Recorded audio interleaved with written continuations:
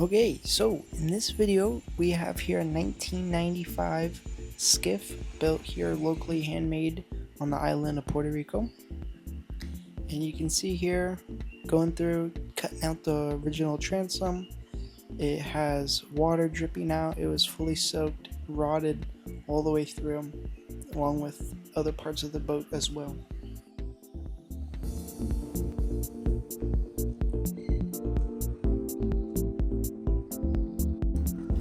So you see here that they'd only fiberglass just the top and left the bottom, and so the salt had gotten to it over time and is rotted.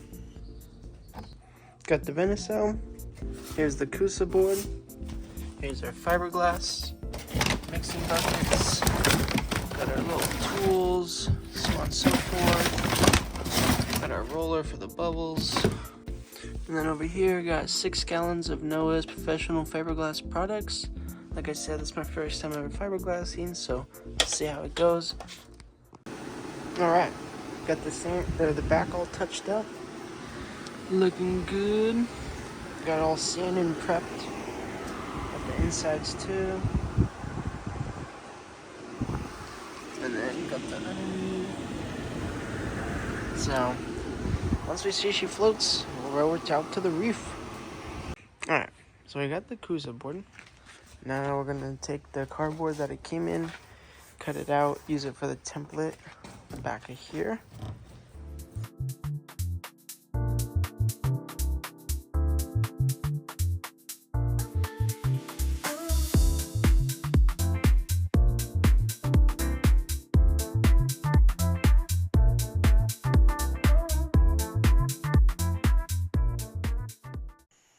As I'm finishing off the top trim here, I take a step back, look at everything, making sure I like how the template looks, and then from here, I'm just going to be touching up on the Cusa board, some areas, and then soon enough we'll be putting the Bondo or the peanut butter mix, and then we'll be bonding it to the hull and the sides of the boat. You can see here I'm taking a look, checking everything, and just touching up some sanding, making sure it's sitting flush. And it's okay if there's a little bit of good gap, because you'll be having the fillet or the peanut butter mix or carbasol to compensate for those areas. Once again, take a step back, analyze everything, make sure it's good to go. I had forgot the first part filming of putting in the peanut butter mix. Now I'm going through, mixed another batch, adding it. This time I put some chopped fibers in there to give it a little bit of some more strength. I'm just going through, filling out the edges, giving a nice rounded smooth surface, so that way when we do the fiberglass and everything, it bonds nice, as you want to have nice smooth rolled corners, because when you have square ones, then you get bubbles in them. Going through here, taking measurements, just double checking everything, as they say, measure twice, cut once. So that's what we're doing here, using leveler, get it nice and level, and then take the little chippy hammer, little chisel, whatever you want to call it. I know there's a specific name, I'm just forgetting it. But and so going through, cutting it at the level that I want, and then do my engine cutout area. Alrighty, so we're making progress on the build. You can see here, we've got it cut out, the shape is starting to come to form. Got the engine area cut out, the little divots there so the motor turns. We've got the Cusa bonded along with the peanut butter. And then now we're going to sand the areas where we're putting the carbasol, the peanut butter mix, so that way it has a good surface to bond to with the fiberglass. And with this, we're going to be using chop strand mat.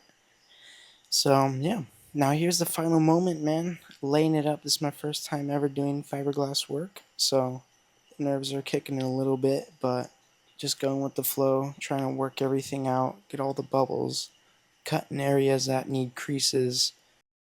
So for layers, as far as fiberglass, what I had done is I'd done the base layer front and back and the top with regular chop strand mat, and then once that was all sealed, I even tabbed the sides in, the bottom about 3 inches over, and then once that was all done, then I went in with 1708 that is your more structural like strength layer. And then I did a full coating of that on the inside, the back side, and then I put a cap on the top. And then so essentially what I did was I had a base layer of chop strand mat, I had 1708 on top, and then I had another layer of chop strand mat with another layer of 1708, and then another layer of chop strand mat, giving it basically a way stronger overbuilt transom than what could have came from factory before, and for the size of a skiff. And so if anything, the rest of the skiff might fall apart, but the transom will still be strong. So that's good. But yeah, and you can see here, going through, you can see how we've overlapped it. Here's some fresh caught lobsters and fish right from the beach. Stay tuned for more.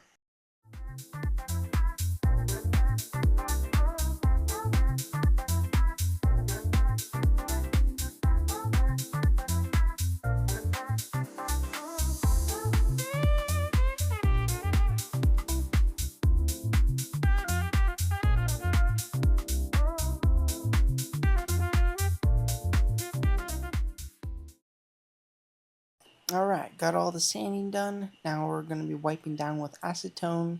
This helps remove all the dust, all the little minerals and oils. It allows for the resin and the fiberglass to have a nice, good curing surface. So here we've got the 1708. This is going to be the strength layer, excuse me. Here we're doing just cutting it out and then getting it prepped so that way when I do glass it over, it'll be nice and easy. Everything will be pre-cut out, and also too, this way I know what goes where and stuff. Alright, so we finished up our sanding.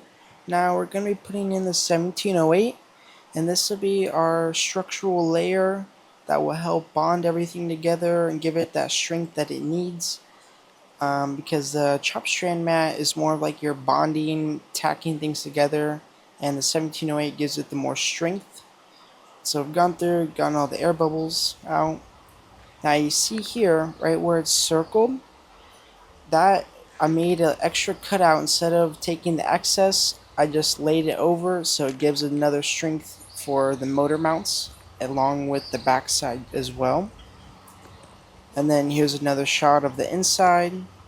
And so this way, most time people put a metal plate there, but this way, if you put some extra layers of fiberglass, specifically 1708, it gives it the strength that it needs. And then here you can see the multiple layers that we got going on. And then boom, we have the motor mounted. This is pretty exciting because this is the first time it's been mounted on the boat since before, when the transom was rotted and literally shaking and jiggle when you would put it into gear. Yeah, pretty crazy, right? So we're just checking everything, looking at it, stepping back, taking a bigger scope, seeing how it looks. Definitely looks like it's coming together with the motor on. You can see here the two layers of the 1708. We've got the first one's a 3-inch overlap, and then the second has a 6-inch. And then just looking over everything, you can see, I don't know how you say it exactly, but the cavitation plate, I think it is. I'm not sure exactly. Let me know in the comments down below. But it sits there pretty lined. And then here at night, I got a clip. I put one last layer of chop strand mat to give it that finished look. So here we have what's called the knees for the boat, and so this will mount onto the transom, and this will give it extra strength, especially when the engine is under force. Now I'm just going through, shaving it, cutting it down little by little, tweaking it to make sure they fit nice and flush. They don't have to be perfect because again, we'll have the peanut butter mix in there. So if it's got, a little bit of a gap, it's alright, we can make do with it. But I'm just going through, touching it up, and then once I get this one side done, then I basically have a template, trace it on the other side, and then we'll have them both cut the same. And we're using Kusa board here. These are off scraps that I had laying around. And so you can see here, from the side angle, and then an overview. And so this will also help with the bench, just going through doing some more touch-ups. They just rocked a little too much last time, and so now making sure they're level. And then what I did here is I went ahead and had some extra offcuts of Kusa board that I just drilled into the side of it at a level, so when I put the bench it'll sit nice and flush and have a structural support. And so you can see here I've got my surfboard as my handy dandy sawhorse, cutting the Venice sail. I think this is H80, I believe so, something around there. But I'm just going through, cutting it out.